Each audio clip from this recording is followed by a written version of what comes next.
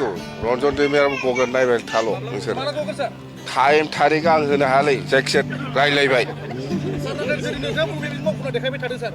लोगोफोर जोंहा बिराद गोजोननाय बाथ्रा जोंहा बेफोरबायदि माने गेदेमा मानगोनां गेदेमा हाग्रामा सारनि खुगानिफ्राय बेफोरबायदि रावखौ जों खोनाबाय थायोब्ला जों गोसोखौ बिराद गोजोननाय मोनो जोंनि बर' हारिनि थाखाय जोंनि बर' हारिनि बिमा बिफानि थाखाय जोङो बर' समाजनि थाखाय जोङो बेफोर खामानिखौ निस्सय माने मावफुंजोबनो हामारोब्ला बिराद माने गोजोननाय थागोन आरो लोगोसेयै जोङो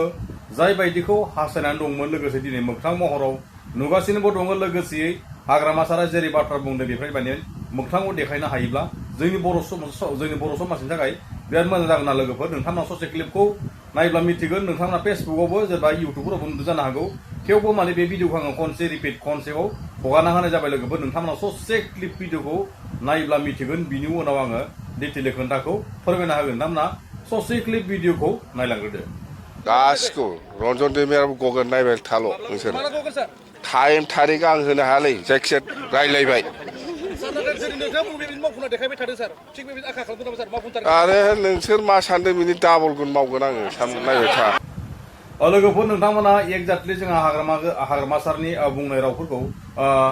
खोनाखाबाय जानो हागौ लोगोसेयै जों गमामायैनो जोङो दिनैसिम जोंहा हाग्रामा सारा जिबायदि थांखि लादों जिबायदि माने थालांनाय दफाफोरखौ मावगासिनो दं बेखौ जोङो बिराद मोजां मोनदों लोगोसेयै जोङो मोगथां महरावबो साफा सानै जोङो जोंनि बे XNDP जोंनि बे हारिनि थै बाउसोमनाय बा हारिखौ नांसोमबोनानै बाखियाथ'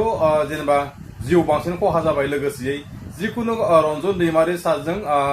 जिखुनु थाफानाय जिखुनु सोद्रोमाफोरखौ जोङो गासैखौबो दिहुनजोबगोन होननानै हाग्रामा सारा खोन्थाहोदों लोगोसे निस्सय जोङो फोथायनाय दं लोगोसे गावनि बे थानाय समावनो बे गावनि सरकार सालायबाय थानाय समावनो बख'ना होयोब्ला बिराद मोजां जागोन लोगोसेयै दिनैसिम 12-13 बोसोर गाहाम 14-15 बोसोर गाहाम सोरबाबो माने ओरैबायदि जियाल जानानै दं लोगोसेयै बेफोरखौ जोङो थांनाय समफोरावबो जोङो जोंहा सरकार सालायनाय प्रमद बर' सारनि बिथोन होनाय एबा प्रमद बर'आ जिबायदि थांखि लादों बेफोरबायदिखौ माने प्रमद बर' गावनि सरकार थानायावबो दिहुननो हायाखै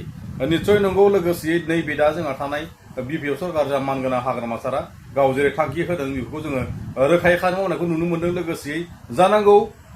बेफोरबायदिनो जोङो मोगथां महराव बा एबा जिखुनु माने बिटिसि सुक्तियाथ' जेनेबा सुक्ति सान्थि जाना थांनायनि उनाव माने XNDP सारमोना माने जेलाव थानानै केस गेलेबाय थानांगौ बा जेलाव थानानै जोङो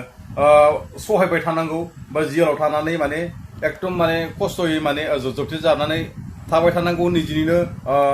सिप दं निजिनिनो सरकार दं थानाय हिसाबाव माने बेफोरबायदि बुस्थुफोरा माने सलायबाय थानो नाङा लोगोसे दा जोंहा हाग्रामा सारा माने बख'गोनखौ थांखि लादों जों नेनानै दं गासै जों बर' रायजो राजाफोर